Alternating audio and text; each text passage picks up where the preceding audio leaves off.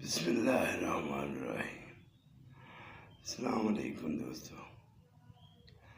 دوستو مرشد پاک سلطان باہو رحمۃ اللہ تعالی علیہ فرماتے ہیں کہ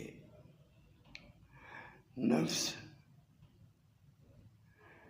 انسان کی خواہشات یہ انسان کو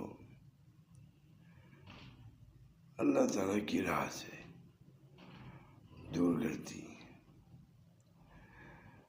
یعنی نفس انسان کا کھلا دشمن ہے۔ شیطان اپنے سے بھی زیادہ انسان کی خواہشات اس کے دشمن ہے، راہ خدا سے جنت سے دور کرتی ہیں، اللہ کی نعمتوں سے محروم کرتی ہیں۔ اللہ ہم سب کو اللہ کے راستے پہ چلنے کی توفیق عطا فرمائے، اپنے خواہشات کو دین کے مطابق رکھنے کی توفیق عطا فرمائے، آمین۔